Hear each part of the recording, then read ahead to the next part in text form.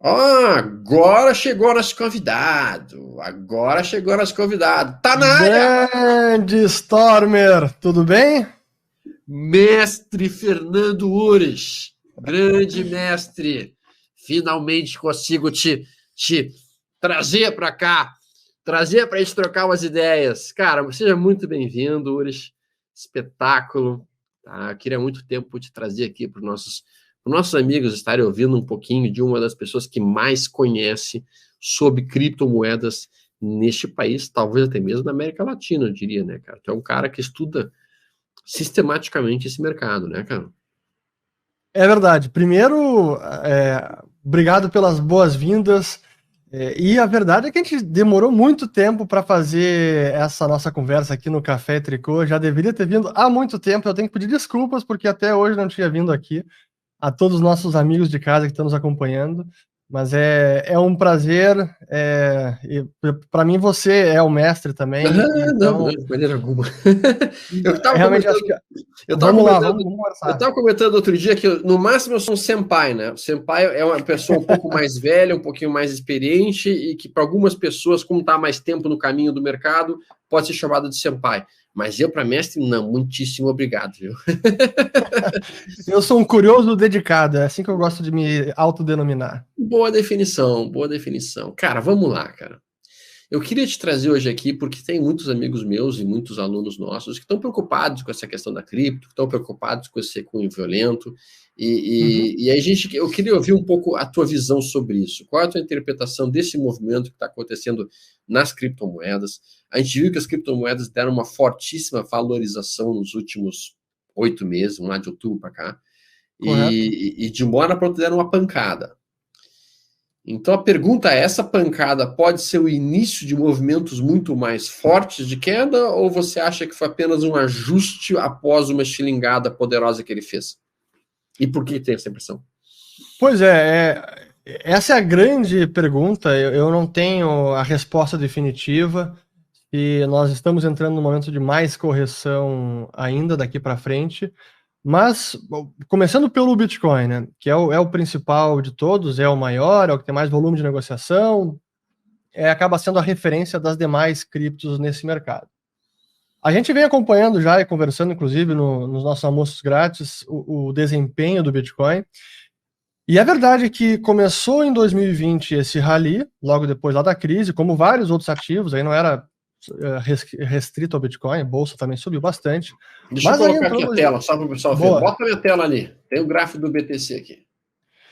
Só que chegou 2021, essa alta começou a tomar contornos mais fortes, assim, e aí que eu sempre digo que como eu já estou nesse mercado, já vi quedas, altas e quedas muito fortes, vi em 2013 duas vezes, chegou a corrigir 90% da máxima, depois vi em 2017, em dezembro de 17, e também dessa máxima, que foi quase $20.000, corrigiu quase 90% no ano seguinte, foi dezembro de 18. E quando eu vejo esses movimentos de alta muito repentina e muito intensa, eu me preocupo porque eu vejo, olha, é difícil. Você conhece, né, Storm? Nenhum ativo sobe sem parar, sem nenhuma correção. Não tem isso. Alguma hora vem pelo menos a reversão à média, você acompanha aí por vários indicadores, análise gráfica, onde o mercado começa a se esticar demais. Mas, Aqui foram 470% em 6 meses, né, Urish? É exato. muito, né, cara? É É muito. muita coisa. Então, quando eu vejo essas altas, eu já falava, cuidado, pessoal, tá muito rápido, tá demais, alguma hora pode vir uma pancada, né, para baixo. E olhando os indicadores que eu digo que são fundamentalistas, aí olhando a rede, olhando a quantidade de transações, olhando o custo de tarifa de transação na rede, a força computacional da mineração, tudo isso, e aqui você está mostrando o Vector aqui, né? Sim, seu Vector, exatamente. Isso é muito bacana do Vector, porque essas informações da rede também tem no Vector. Onde? Então, Me onde conta. Onde? tem na parte da rede. Agora não tô, para mim tá meio tá pequeno na tela, mas em alguma parte tem aí do blockchain do Dados da Bitcoin que a gente rede aqui? consegue dados da rede. É isso? Olha só, eu vou te ensinar o Vector agora, hein? Uau! Agora eu vou aprender coisa. Gostei. O que é esse troço? Eu sempre olhei para essas linhas e pensei que coisa mais interessante, bonito, né? Aí Mas, tem muito. Isso é uma coisa muito bacana que até fazendo um parênteses aqui antes de responder toda a pergunta. Nas criptos, o que acontece na rede é tudo transparente. Então a gente consegue extrair muita informação em tempo real do que está acontecendo. Isso a gente não vê em outros ativos. Então o que a gente podia ver na rede do Bitcoin? Pô, a força computacional subiu bastante. Ok, muita mineração entrando mineradores. Isso é bom sinal. Mas, ao mesmo tempo, muito mais transação entrando também. Então, a rede começou a ficar sobrecarregada.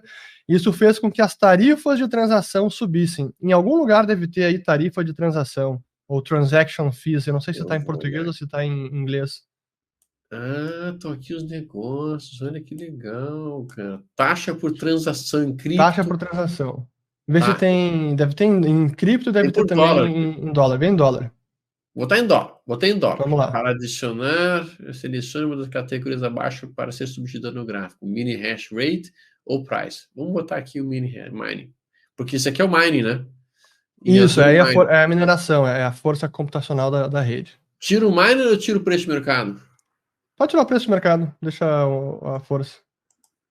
Tá, olha só. Olha só, olha como a tarifa subiu bastante. Ali é 2021 que a gente está vendo, abril ou maio? Isso, aqui é abril de 2021.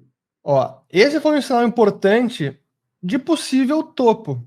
Se a gente abrir mais essa janela e olhar em dezembro de 17, dezembro de 17 foi ainda mais louco. Acho que até fiz errado, a gente devia ter Tá aqui, mostrado, ó. Dezembro devia de ter mostrado 2017. com o preço e não com o hash rate. Consegue mudar? Acho que eu consigo mudar sim. Eu vou botar aqui onde é que está o preço de mercado. Cara, eu não Bota lá em conhecia, cima. eu não entendi esse gráfico, agora estou entendendo o gráfico. É, um Deus é vector pai, aí tu tá mais me abrindo bacana. o mundo agora. Você está criando um monstro. Onde é que está o preço aqui? Price. Vamos ver se a gente acha. Hash market, vamos ver. Não sei se não tem que voltar de repente. Número de transações, valor por transação. Aqui, não, valor por transação não quero valor por transação. Mining. Aqui, preço em dólar. Pronto. Eu vou tirar os mining hash, né? Isso, tira o hash rate, esse mining hash rate. Ok. Então tá aqui Ó, o preço. Vou dar quem um não pode zoom ver out. preço, isso. Eu tinha falado de 2017, né? Uau, Aham. aqui, cara. Ó. Então o que a gente vê? O momento que a rede fica muito demandada é que começa a ter uma euforia. Pode ser sinal de tá o pessoal muito exuberante, eufórico, muita transação acontecendo junto com as exchanges. E a gente vê essa estilingada na tarifa de transação, que em todos os outros momentos ali do histórico de preço foram próximos De de topo. momento de correção de preço, de topo Se de não preço. no topo, mas próximo dele. Se não no topo próximo. Então, esse é Topo um da linha. indicador que eu sempre acompanhava. A Esse é gente um pode ver deles. que aqui, ó, marcou topo. Aqui marcou topo. Aqui também. Aqui o topão. Aqui foi mais no fundinho até, né? Deixa eu até botar, eu vou botar aqui na minha tela grande para eu também poder ver melhor. Boa, Aí agora aqui foi sim. um topo. Realmente é um ótimo indicador mesmo, cara. Vamos ver se tem outro indicador aí que acho que é o MVRV, que eu acho que é o nome dele. Esse não. MVRV. Ali, ó. Tá ali logo em cima do preço. MVRV. Isso. Market. Isso aí. Vou te tiro qual? Market Price ou Vamos deixar o preço e aí tira as tarifas agora. Tá, tirei as tarifas. Tirei. Tá. O que é esse MRVR? Esse eu vou explicar pro pessoal. Ó, da mesma forma que a gente tem no mercado de ações o valor de mercado total, pegamos lá o total de ações emitidas, multiplica pelo preço. Dá o market cap, valor de mercado. A mesma coisa a gente pode fazer para criptos. Pega o estoque total de Bitcoin, multiplica pelo preço e dá lá o preço de mercado. Isso dá o market cap. Agora tem uma outra informação que é muito bacana e que isso a gente só consegue no Bitcoin, ou em algumas blockchains parecidas, que no Bitcoin a gente consegue saber a data em que cada Bitcoin foi movimentado pela última vez. E se a gente tem essa data, a gente consegue ver então o estoque de Bitcoins e multiplicar pelo preço da data em que cada uma fração foi transacionada pela última vez. Então isso nos dá uma noção do valor que foi realizado naquele dia. E esse é o chamado valor de mercado realizado.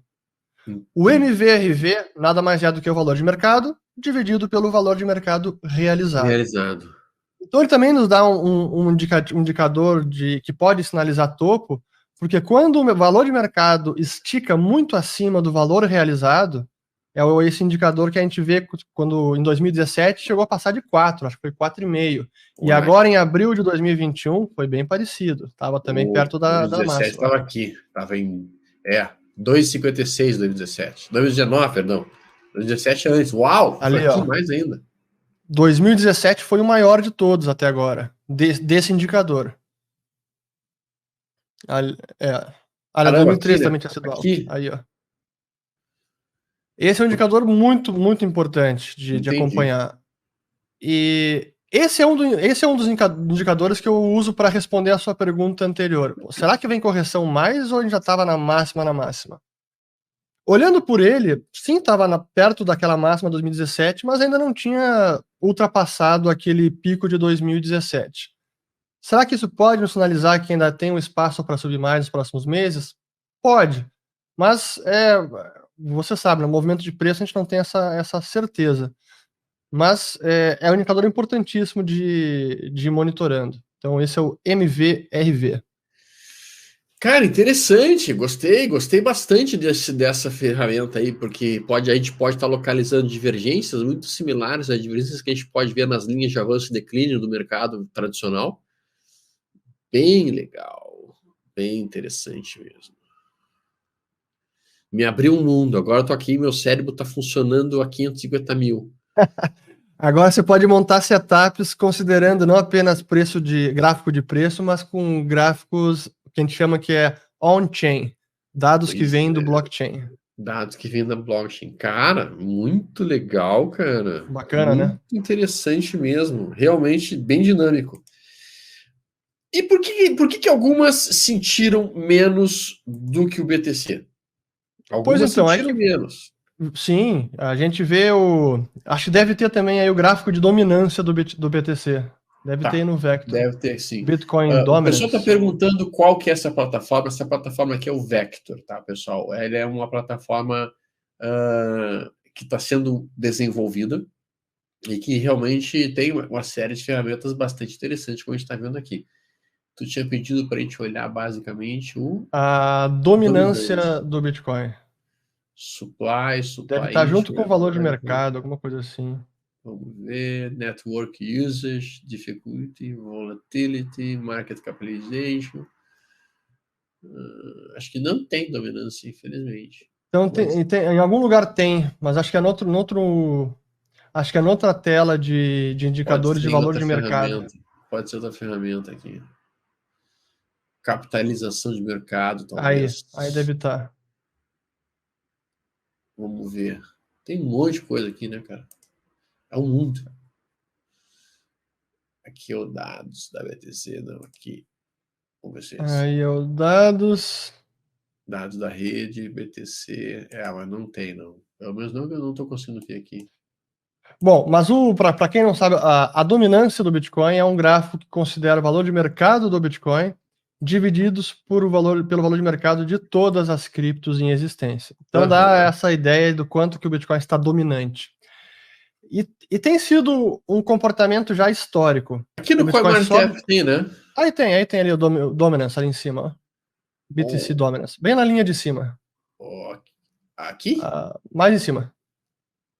Para a direita agora. Aqui, Dominance. Aqui. Vamos clicar aqui. Aí mesmo. Esse é o gráfico. Aí bota para baixo um pouquinho, que aí tá o total de valorização. Só botar para baixo. Aqui. Mais uma. Aí. Esse aqui. Esse é o gráfico.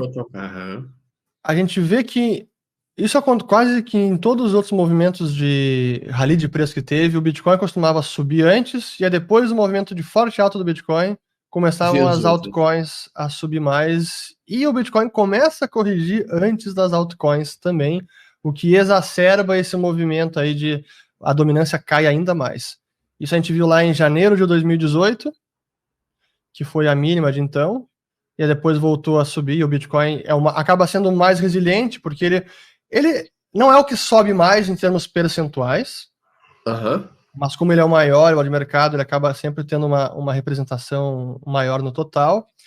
Mas quando há correção de mercado, ela é muito mais violenta para as altcoins, porque são menores, tem uma liquidez menor, tem E até um mesmo pelo caráter valor mais nominal dela ser especulativo. mais baixo, né? Pelo valor nominal também.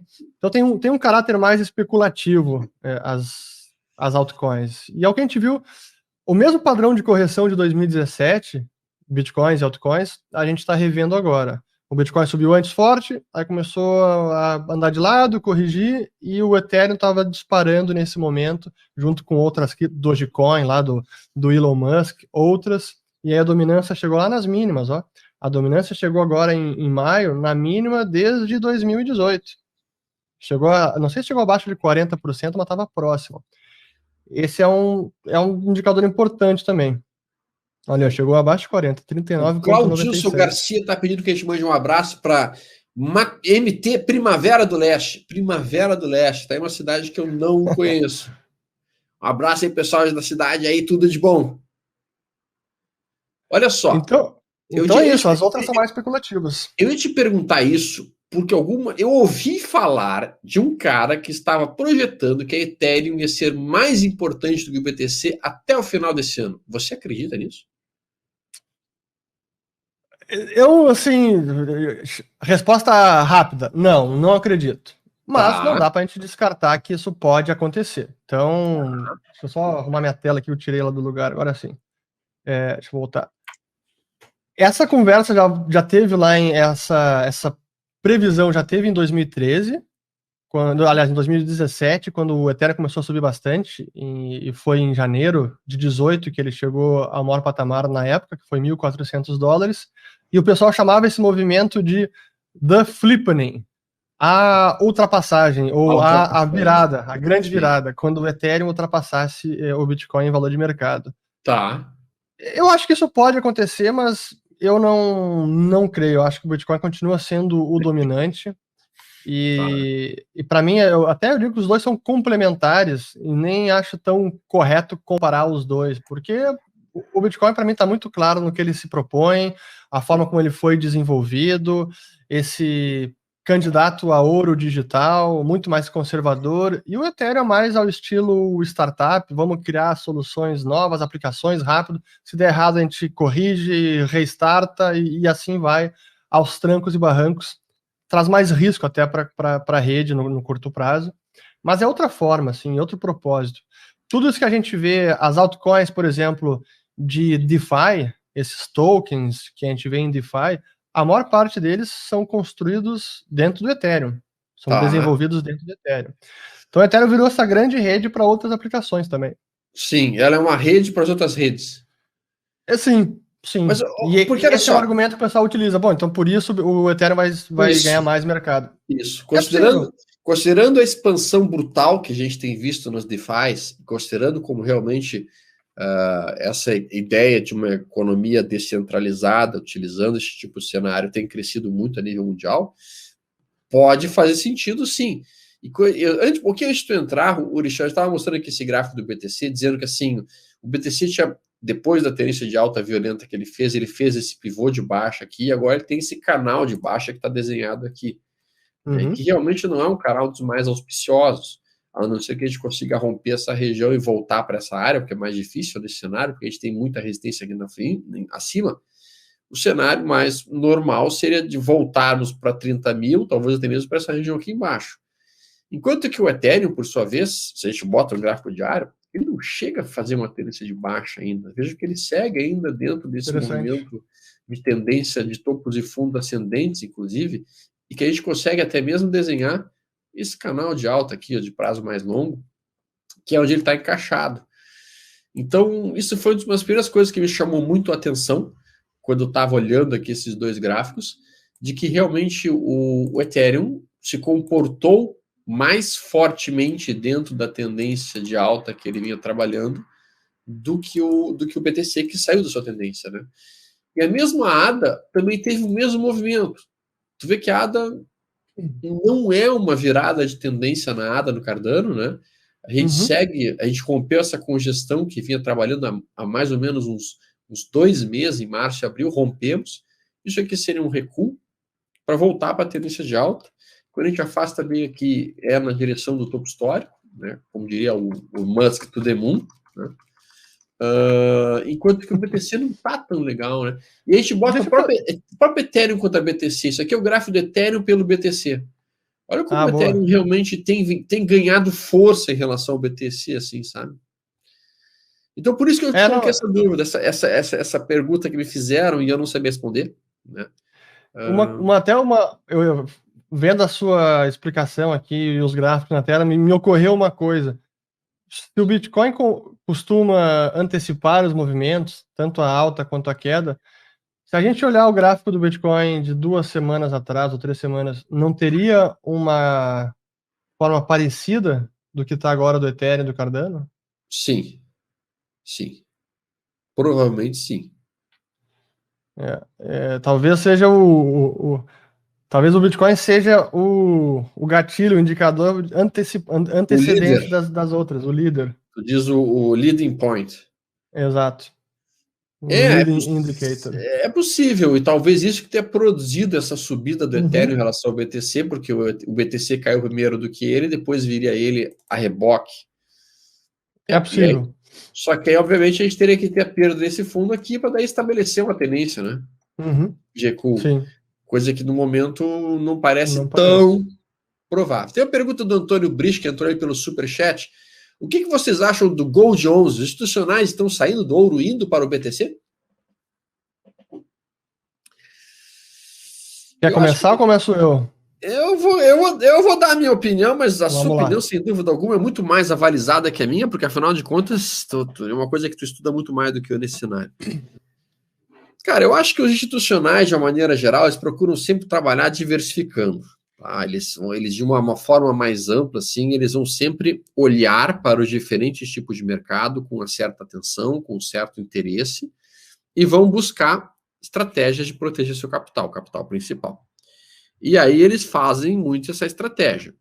Eu não entendo que eles estão abandonando ouro para ir para o BTC, mas eu entendo que eles possam estar, eventualmente, até mesmo reduzindo posições em ativos mais ousados e agressivos, estilo ações, estilo empresas, estilo dívidas de empresas menores, e assumindo conduta um pouco mais conservadora. Se a gente for olhar o próprio Gold 11 hoje, o Gold 11 está fazendo um movimento de possível marcação de fundo, né?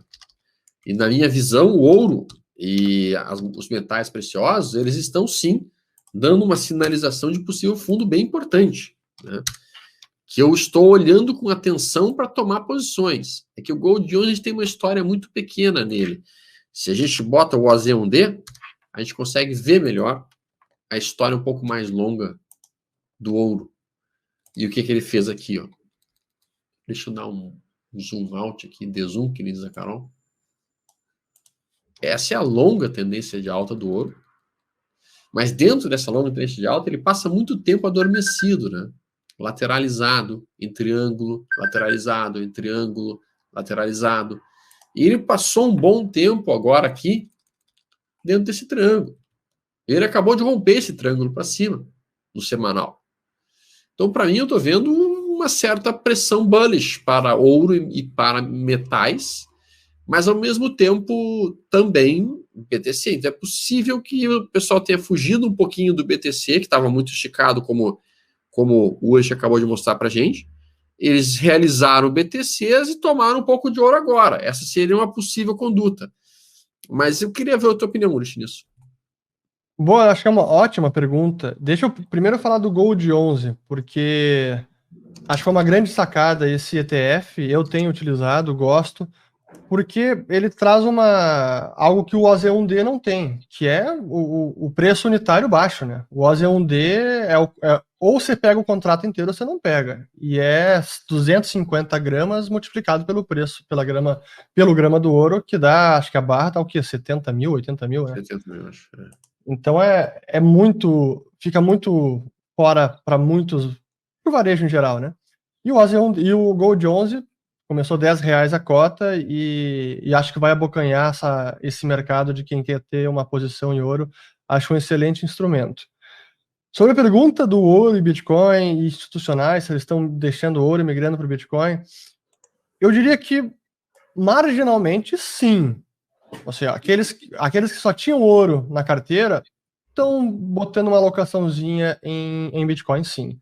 Teve um grande investor que eu gosto de acompanhar, um americano chamado Chris Wood, que hoje está na Jefferies Investments, e eles fazem gestão de fundos para fundos de pensão, inclusive. E ele publicou um paper, um comentário, já faz uns 3, 4 meses, dizendo exatamente isso. Olha, da nossa carteira de longo prazo, a nossa posição de que antes era 100% em ouro, agora vai ser 95% ouro, 5% Bitcoin. Sim. Então começa a dar uma migração. Mas eu acho que esse movimento de mercado atual que a gente está vendo comprova a tese de que ouro é um ativo de proteção e defensivo. Sim. Criptos ainda não. O Bitcoin Sim. ainda não. Pode Sim. chegar lá, mas hoje Sim. ainda é um ativo mais de valorização exponencial do que de defesa como é o ouro, né? Uma outra pergunta que eu quis te trazer aqui, porque tem muita gente perguntando e eu não me sinto suficientemente sábio para falar a respeito.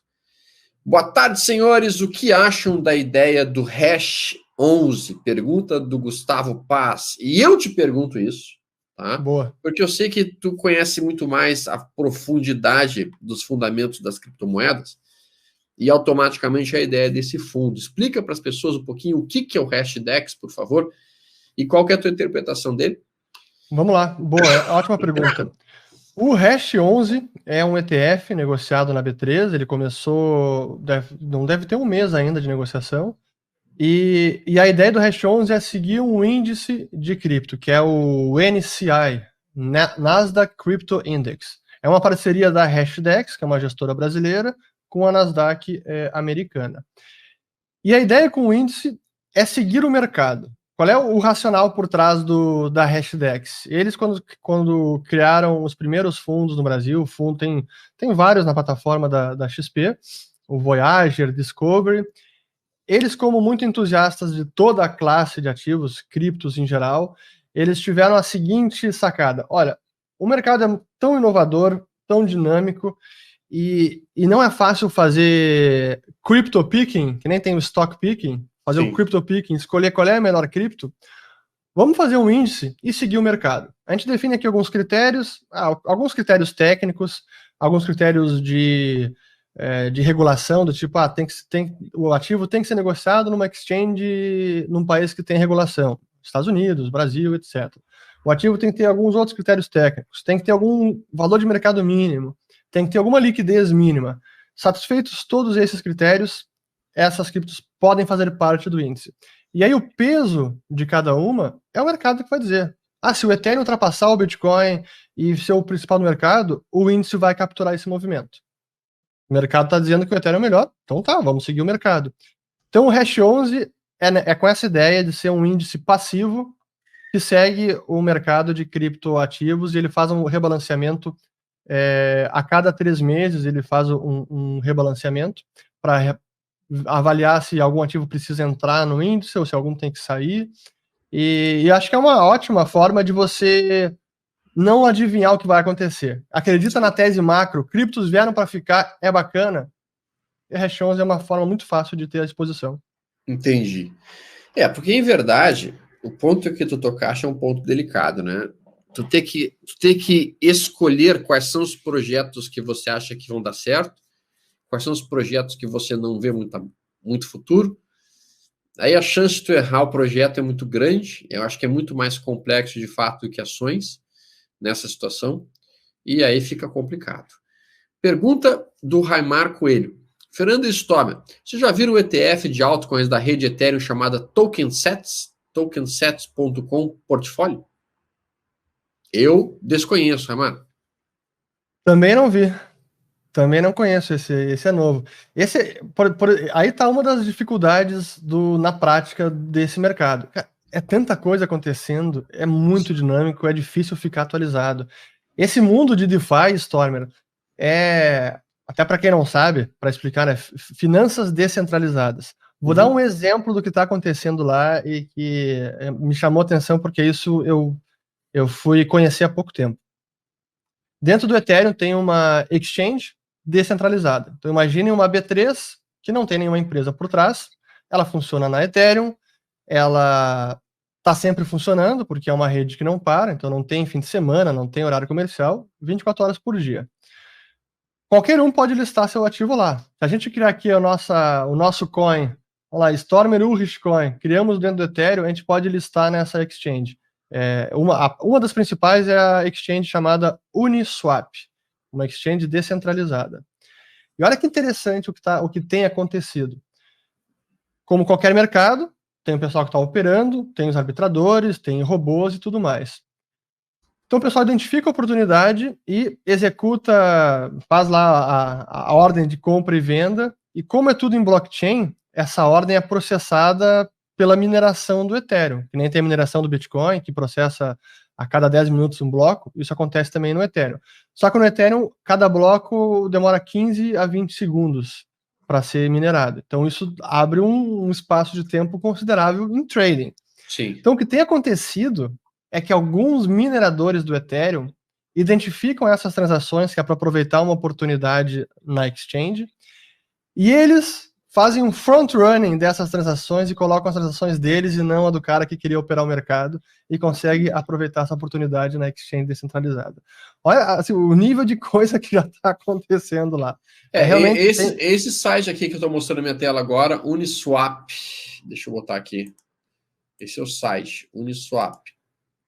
E acho que tem até o gráfico com o volume de negociação, que não é pouco. Deve ter ali dados ali em cima, acho que é o dashboard, talvez. Developers, governança, comunidade, about.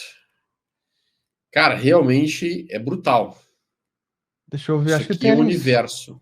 É ali em universo. cima. Um pouco mais para cima. Mais um pouquinho. Mais um pouquinho. Ali não tem dados. Não, aqui não chega a aparecer, não. Vamos ver.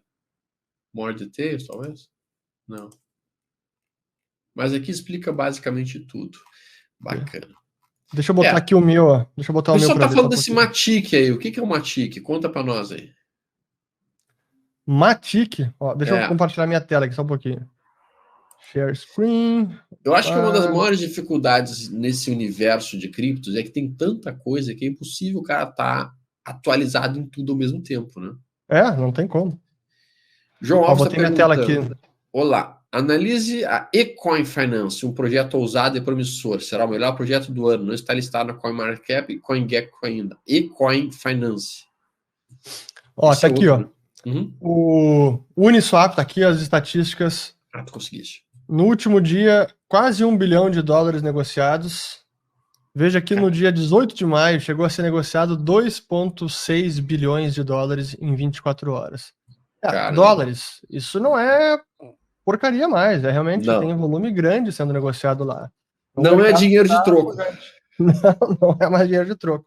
Daí ali embaixo tem todos os tokens ali que estão sendo negociados, aí tem de tudo. Será que tem esse Ecoin que o cara tá falando? Ecoin Finance. Nunca ouvi falar desse projeto. Esse projeto eu nunca ouvi falar, Ecoin. Ecoin tá ali Network. Ecoin Network, será que é ele? ECN, será que é isso? Eu também não conheço. Esse é novo, pelo menos projeto ousado. Será o maior projeto do ano, não está listado no CoinMarketCap ainda. Olha só, um dos exemplos de oportunidade com altíssimo risco. Então, um projeto que está começando, nem foi listado ainda em nenhuma exchange. Se alguém entende realmente do negócio e acha que pode ganhar algum mercado e que é um projeto bacana, consegue talvez com alguma dificuldade comprar alguns tokens, até minerar, depende do projeto, e aí quando for listado numa exchange pode fazer uma bolada. Mas com alto risco de perder tudo também. Alto risco de perder todo o trabalho que foi feito. Exato, mas esse é o nível de dedicação que precisa, né? Você tem que estar acompanhando o mercado, senão é difícil. Tá entrando ali, Coin Finance Your DeFi Token. É um projeto descentralizado, é para ser uma coisa focada realmente com as DeFis. É isso aqui, ó. Tá na minha tela agora, deixa eu botar. Eu vou ter que ir atrás, a gente sempre tem que ir atrás olhando, né? Tem que. Isto. Ó, o futuro da cripto é Ecoin is a decentralized É um token descentralizado que tem como objetivo ser uma plataforma de pagamento online, substituindo a moedas convencionais através do nosso debit card integrado. Interessante. Olhada aí com mais calma isso daqui. Tipo, minha análise extremamente rápida por essa primeira frase. Não me parece ser nada diferente do que já tem. Sim. Sim, então não quero jogar água no chope de quem perguntou, mas uma rápida análise não me parece trazer nenhum diferencial, de ser alguma funcionalidade inovadora do que já não tem várias outras redes aí, tokens, tentando fazer o mesmo. Isso é até uma pergunta, né, que o pessoal se faz. Bom, como é que eu analiso um projeto? Boa pergunta. Da mesma forma que é preciso analisar uma empresa quando você vai investir, quem está pensando, não é apenas fazendo trading, olhando gráfico e movimento de preço. É você pensar um investimento de longo prazo. Você tem que entender a empresa, tem que entender qual é o negócio, tem que saber se o time, a gestão da empresa é boa, se o financeiro da empresa é robusto, se tem um balanço sólido, com pouca dívida, é rentável, não é rentável, está crescendo demais, está queimando caixa, não está, enfim, você precisa analisar os fundamentos da empresa. Quando você olha para o mundo de criptoativos, não é exatamente a mesma coisa, mas você também precisa fazer uma avaliação. Aí você primeiro faz essa rápida avaliação que eu fiz aqui, bem superficial. Sim. Qual é o propósito do projeto? Realmente tem algum diferencial? Tem chance de ganhar algum mercado porque traz uma inovação, algo que ninguém pensou e que nenhuma outra rede pode incorporar? Sim, ok, então vamos olhar. E o time? As pessoas são sérias, ou pelo menos aparentam ser sérias, tem algum histórico de programação, tem algum outro projeto? Isso é uma coisa bacana, até fazer um parênteses, como avaliar o time. A maior parte dos projetos de cripto são chamados projetos open source, que é código fonte aberto, onde os códigos do sistema, da rede, eles estão lá disponíveis para quem quiser inspecionar. E a vasta maioria deles estão num site chamado GitHub.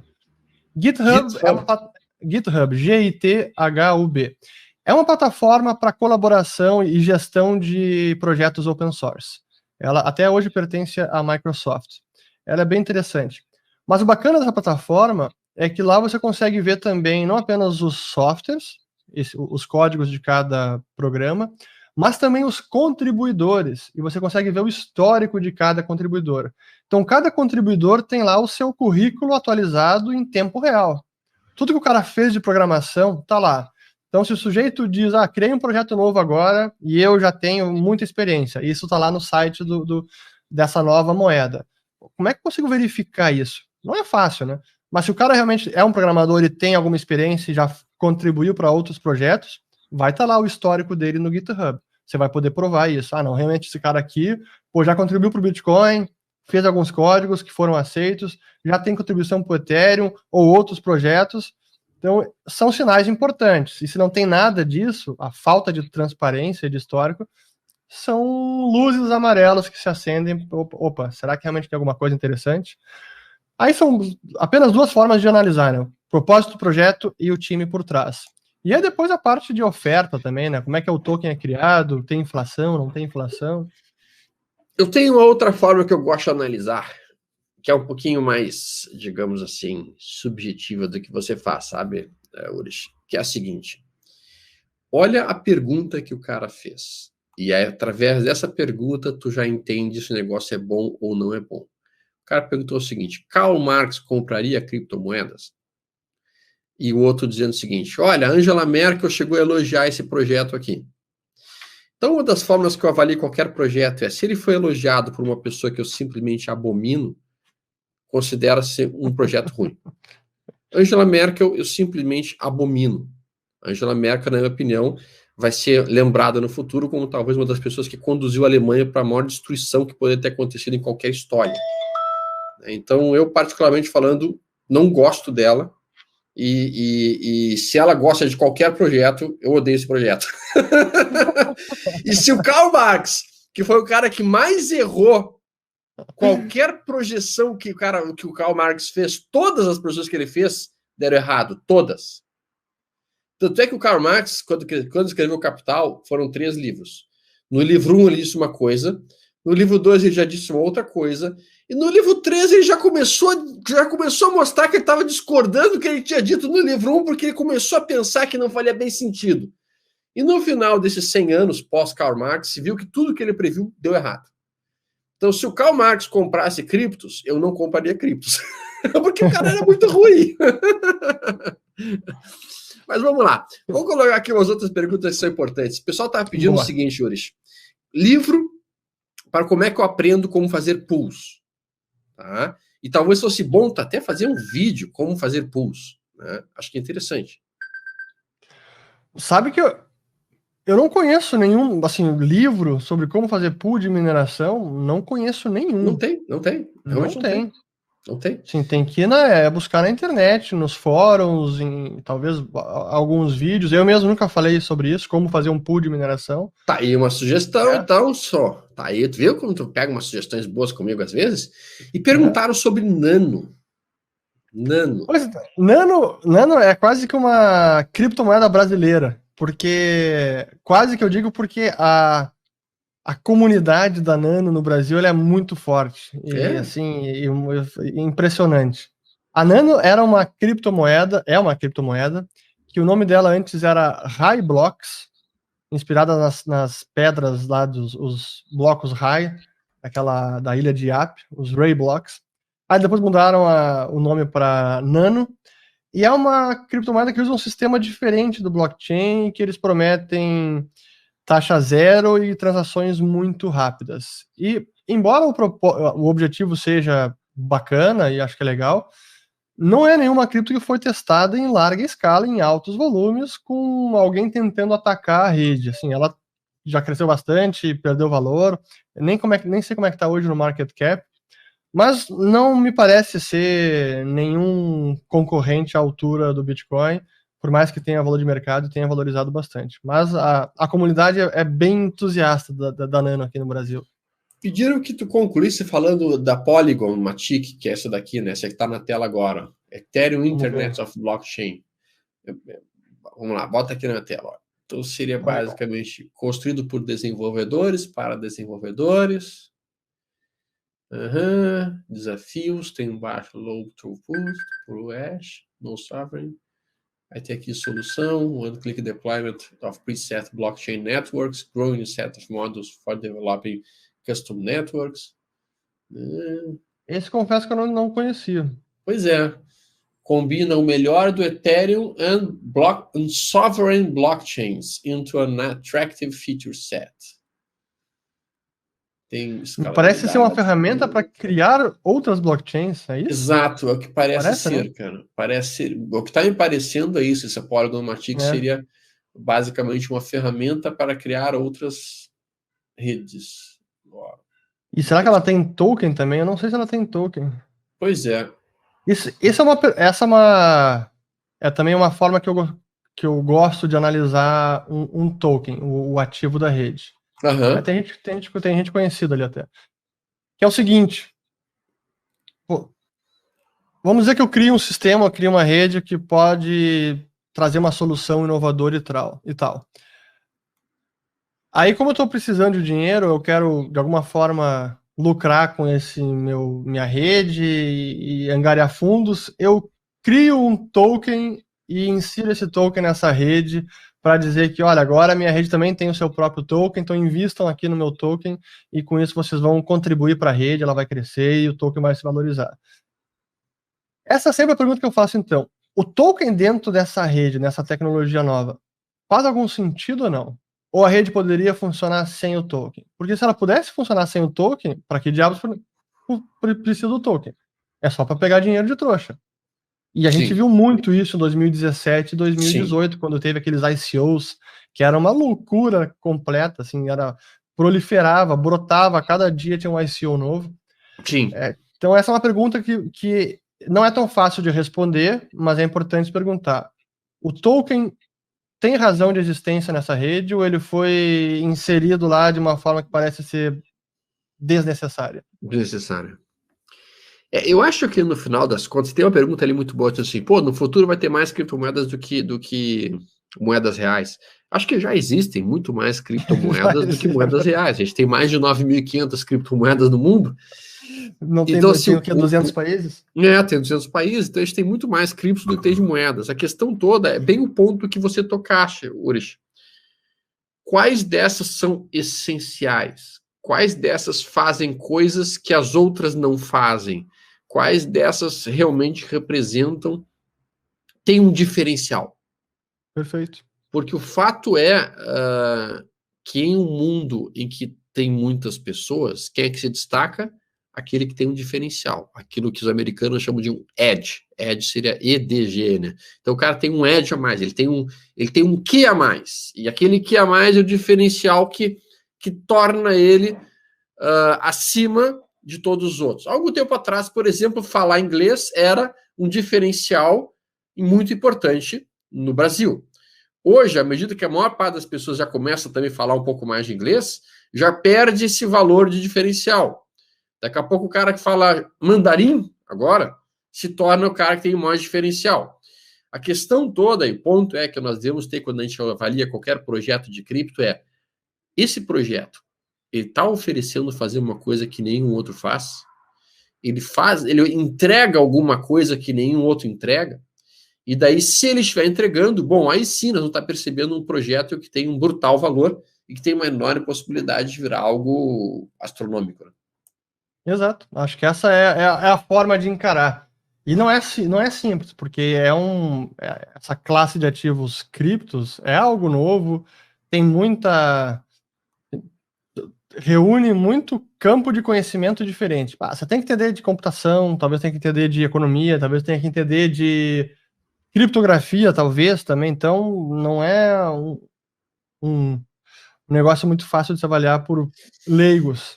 Mas sabe qual que é o problema que eu vejo, Urish? É o seguinte, esse mundo de cripto que chegou e que está cada vez mais estabelecido, para quem tem um pouco mais de idade, ele é meio complexo. Uhum. E para piorar a situação, os caras que entendem realmente de tudo isso não param para escrever um livro. Eles não sentam a bunda deles para escrever um livro explicando exatamente como é que é. Então, tem pouca literatura sobre esse mundo de vocês, esse mundo de criptos, né? Que tipo de livro tu acha que seriam os livros ideais para uma pessoa que está a fim de começar a aprender um pouquinho sobre isso? Assim? O que tu acha que é leitura primeiro, indispensável? o próprio livro que eu escrevi foi em 2014, chamado Bitcoin, a moeda na era digital. E apesar de já passar 7 anos, ainda está bem atual, tem muita coisa que ajuda a desvendar nesse mundo, porque eu concordo plenamente contigo, Stormer. E esse foi meu problema inicial quando eu entrei nesse mundo. Ninguém consegue me explicar isso de maneira assim, normal. Assim, era cada explicação que eu ficava boiando no começo. Então, meu propósito com o livro, depois com o canal no YouTube, era tentar traduzir em linguagem para pessoas comuns, pô, que mundo é esse, o que significa, por que é seguro, por que não é, qual é o potencial, qual não é. Então, meu livro é um deles. Tem um outro interessante também chamado O Padrão Bitcoin, que esse o inglês é The Bitcoin Standard, e aí tem a tradução para o português chamado O Padrão Bitcoin. É do Saifedean Ammous. Saifedean Ammous. Esses são 2 livros bem interessantes. Depois, aí começa a ter mais técnicos também, como é o caso do Dominando o Bitcoin, que em inglês é Mastering Bitcoin. Na versão eletrônica tem gratuitamente, é do Andreas Antonopoulos. Esse é um sujeito muito bacana de acompanhar, ele tem um canal no YouTube, as palestras são em inglês, mas muitas têm legenda disponível, que vale a pena acompanhar também. No Brasil também temos muito material bacana da Paradigma Education. É uma empresa de brasileiros, Paradigma. E eles têm até um mini curso Aprenda Bitcoin em 7 horas, se eu não me engano, alguma coisa assim. E tem muito material também acessível para traduzir em linguagem comum todas essas inovações que a gente vê surgindo. O pessoal está explicando que essa Polygon Matic é a segunda camada de blockchain do ETH. Ela serve para resolver a questão de escalabilidade do ETH em DeFi. O Eric Berton disse. Valeu, Eric, pela informação, cara. Muito bom, Boa. Cara. Não conhecia, realmente confesso ignorância. O Darwin Augusto está perguntando aqui, faz sentido pensar na blockchain como investimento, ETFs, por exemplo, ao invés de investir numa moeda em específico?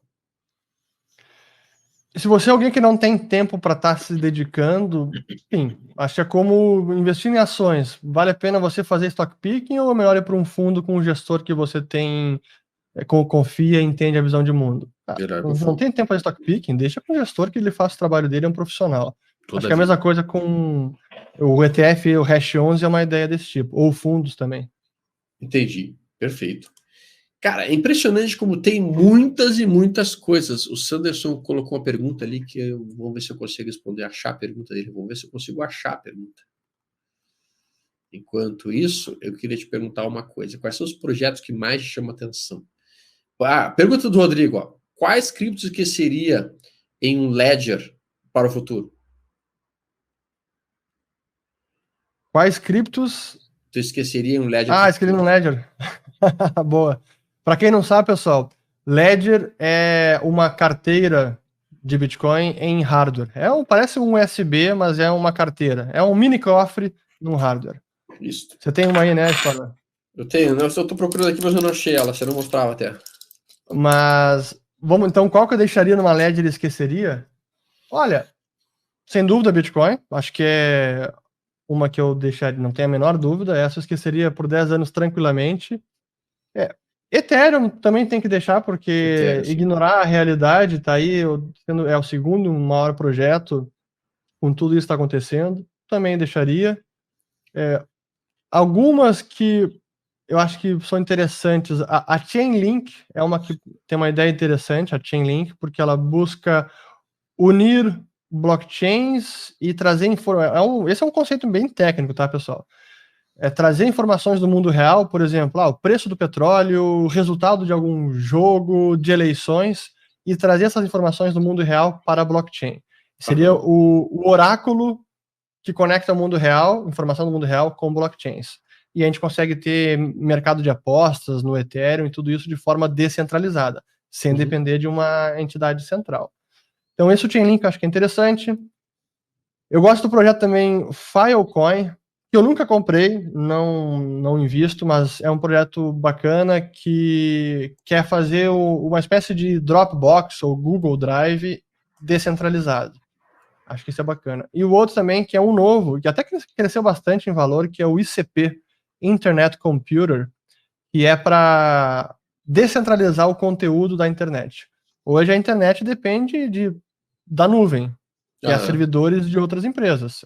O Amazon Cloud, ou quer dizer, o AWS, tem o Google Cloud, tem o Microsoft, o Azure, o Azure, enfim.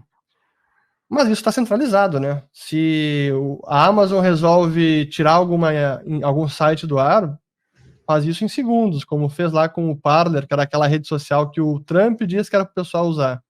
Então, para a gente evitar esse cenário de centralização do conteúdo na internet, esse projeto ICP quer fazer justamente isso. Pode ser que saia alguma coisa de lá. Então, aqui, falei 4 aqui que a gente pode esquecer. Aliás, 4 ou 5? 5. A gente pode esquecer numa Ledger. O Sanderson pergunta, conheces o projeto da Forf? Ninguém fala no Brasil. Eu estava dando uma olhada aqui no projeto, tem ali, está descrito lá no CoinMarketCap. Não conheço. A Forf, basicamente, o que ele está vendo aqui olha só. O pessoal tá conhecedor aí do mundo, hein? O pessoal está explorando. Ó. Tu tá aqui na minha tela. Expõe minha tela aí para ele. Ali. Forf, Price Live Data. É um governance token. Não conhecia.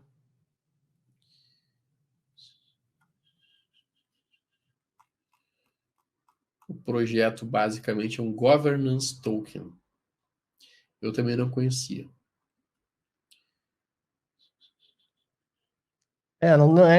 É impossível ficar a par de todos. É impossível, né, cara?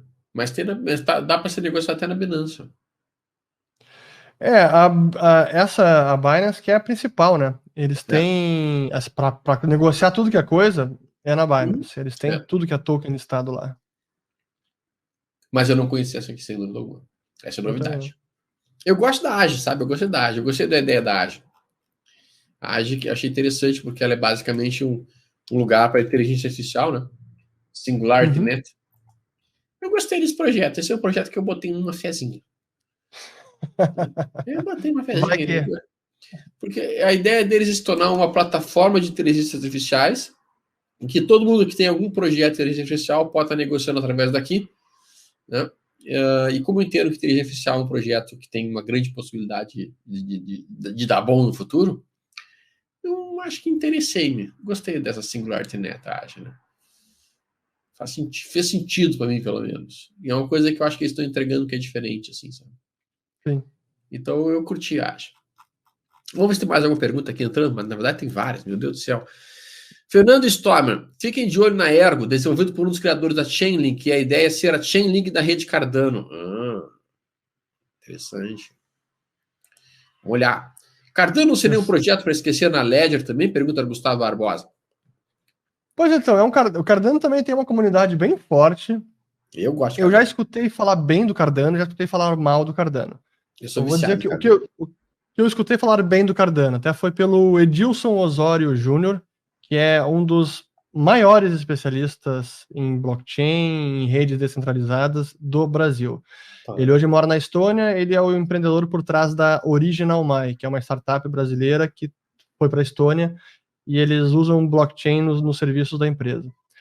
Ele acha que é um projeto bem interessante porque o criador, que é o Charles Hoskinson, eles buscaram desde o começo ter um pensamento bem acadêmico e de documentar tudo muito bem, e pensar tudo muito bem, e antes de ficar testando tudo, até escrever papers para melhorias e tudo mais.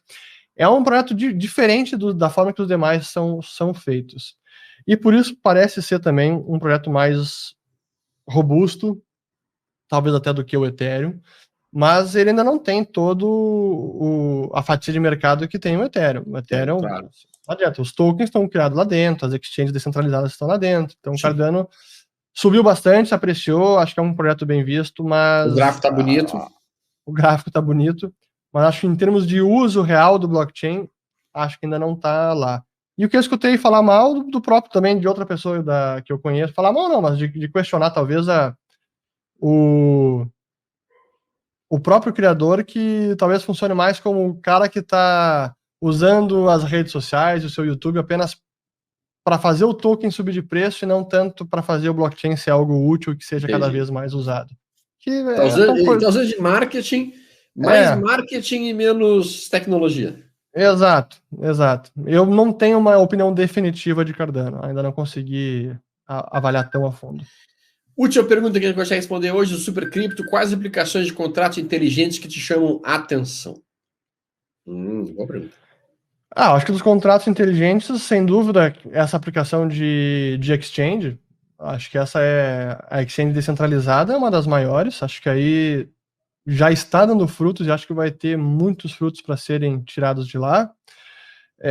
Eu gosto a ideia por trás do NFT e o que pode trazer. Para quem não sabe, o NFT são são colecionáveis digitais, que também a maior parte estão sendo criados na rede do Ethereum.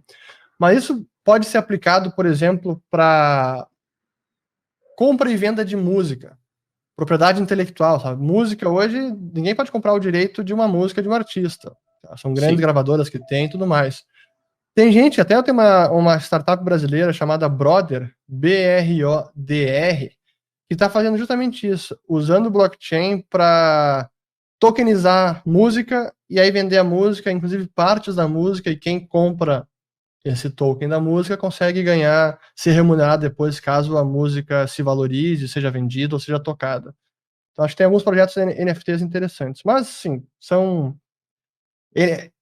DeFi é um negócio também impressionante, mas só o último comentário que eu faria tem muita experimentação em DeFi, então cuidado também, porque não dá para achar que é uma renda fixa, vou colocar dinheiro lá, estou ganhando rendimento e é seguro.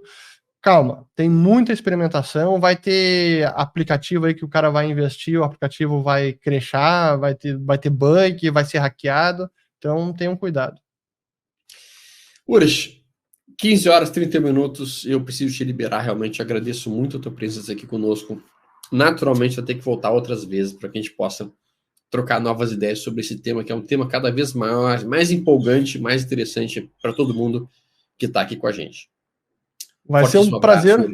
Voltaremos. Pessoal que está acompanhando de casa, obrigado pela audiência e bom programa. E revejam esse Café e Tricô, porque tem muito conteúdo aqui para vocês revisarem. Um grande abraço. Tchau, pessoal. Até mais. Tudo de bom.